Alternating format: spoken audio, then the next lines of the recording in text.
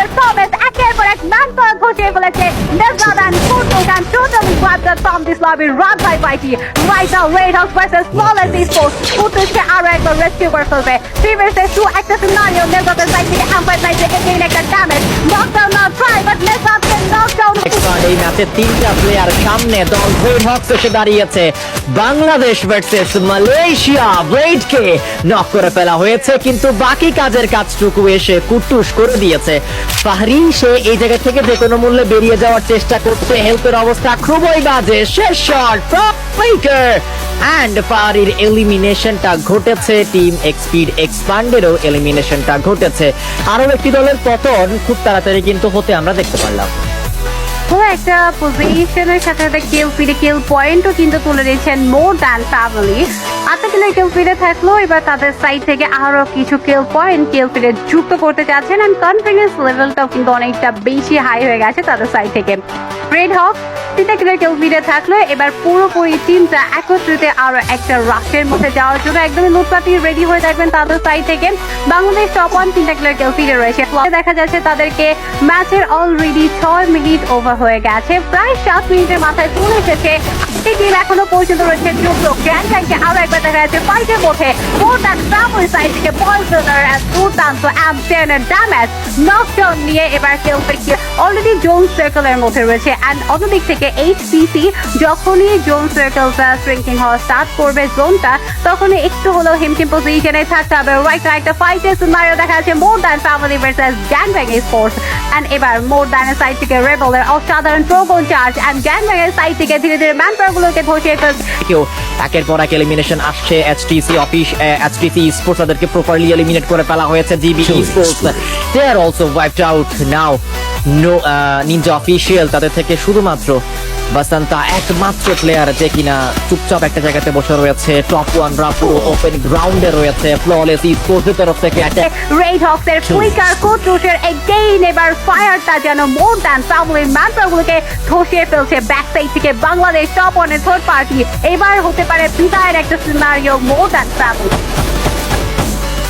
Family তারা অনেক বড় বিপদে Bangladesh top 1 versus red Hawks হতে চলেছে খুবই তাড়াতাড়ি দুটো দল মুখোমুখি হয়েছে নেজাদ 156 এর হেডশটটা কানেক্ট করলেও নকটা বের করতে পারেনি এখনো পর্যন্ত চারটা প্লেয়ার মিলে একদিকে আক্রমণ করছে সর্বপ্রথম একটা দলকে টার্গেট করে সেই দলকে ফিনিশ করতে হবে কারণ ফ্ললেস তাদেরও ওয়েপেন পাওয়ার চমৎকার এবং তারাও যদি এই ফাইটে অ্যাজ এ থার্ড পার্টি আর ফোর্থ পার্টি এন্ট্রি করে তখন বাকি দলগুলোর জন্য বিপদ আরো বেশি পরিমাণের সৃষ্টি হবে মোর দ্যান ফ্যামিলি হ্যাশট্যাগ করে এলিমিনেট হয়ে গিয়েছে শুভয়ের সেই লাস্ট কিলটির মাধ্যমে ক্লোজেন যে যাচ্ছে ব্লেডকে নক করে ফেলা হয়েছে নেজাদ সঠিক সময় গিয়ে ব্লেডকে রিভাইভ করলো সামনে একটা ওয়াল দিয়ে কভার তৈরি করে ফেলেছে ফ্ললেসরাও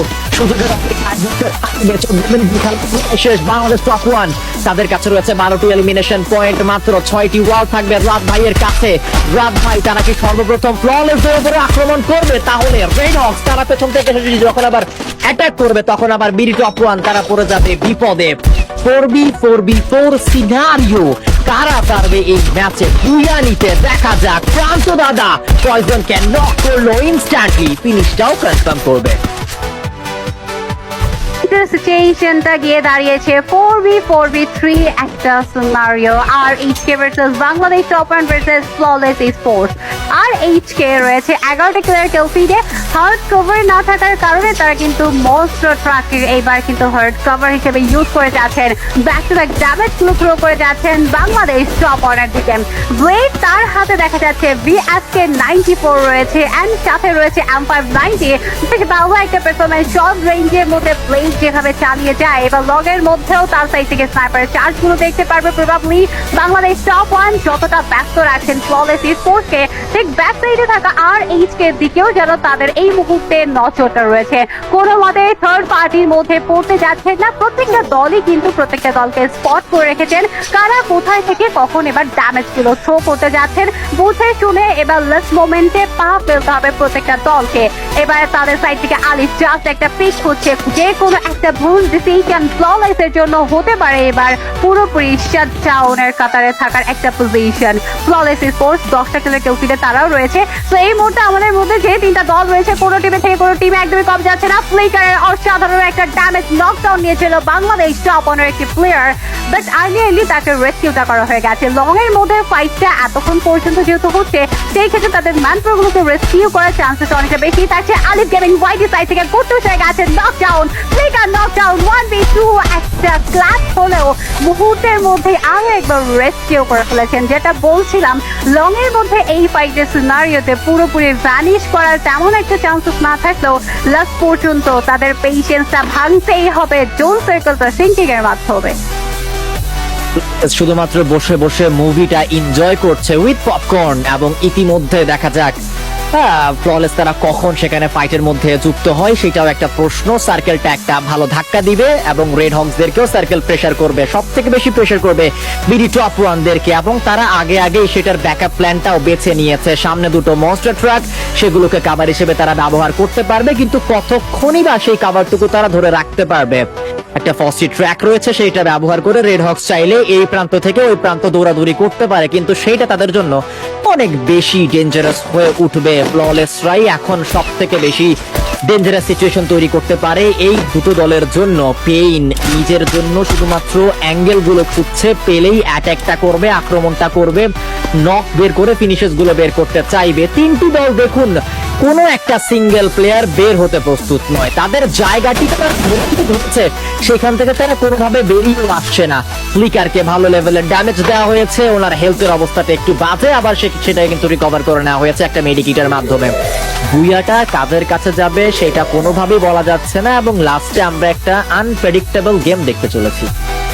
একদমই, অ্যান্ড এই ড্রামেটিক ম্যাচের লাস্টের এন্ডিংটা ঠিক কোথায় গিয়ে শেষ হচ্ছে, অ্যান্ড এই ড্রামেটিক ম্যাচের ভুইয়াটা কারা কমপ্লিট করতে যাচ্ছে, কোন দলের কাছে যাচ্ছে, এখনো পর্যন্ত কেউ বলতে পারছে না। ফ্ললেস স্পোর্টস বেশ ভালো একটা পজিশনে রয়েছে, যেখান থেকে Bangladesh top on red Hawks তারাও যদি অ্যাগ্রেশন করে, এবার একটা জিনিস তো বোঝা যাচ্ছে বাংলাদেশ টপ ওয়ানের সাইড থেকে এবার রাশটা করে ফেলেছে ফ্ললেসদের দিকে, অ্যান্ড ফ্ললেস ব্যাক পেইটে যাচ্ছেন, অ্যান্ড এই সুযোগ রয়েছে রেড হকস এর কাছে একটা প্রেসার ক্রিয়েট করার। তারা চান্সের উপরে দুইটা টিমের দিকে কিন্তু রাশটা প্রোভাইড করে একটা ট্রাই করতে পারেন। লগের মধ্যে বেশ ভালো কিন্তু ডমিনেটটাও চালিয়ে যেতে পারেন। বাংলাদেশ টপ অন ধীরে ধীরে এগিয়ে যাচ্ছে ফ্ললেসদের দিকে, অ্যান্ড এবার বাংলাদেশ টপ অনের দিকে কিন্তু ধীরে ধীরে ট্রাভেল গুলো ইউজ করে যাচ্ছে রেড হক। ফ্লিকারের অসাধারণ ড্যামেজ, ফ্ললেস থেকে এবার ম্যানপাওয়ার গুলো নকডাউন হয়ে যাবে একের পর এক। এই গেম রেস্টুটা করে চললো 2 ভার্সেস 4 একটা সিনারিওতে থাকবে ফ্ললেস স্পোর্টস মুহূর্তের পারফরম্যান্স একের পর এক ম্যানপাওয়ার ঘষিয়ে ফেলেছে।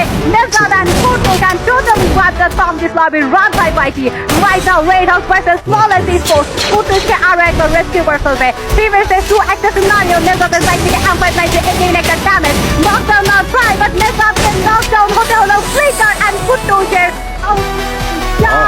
লাস্ট পর্যন্ত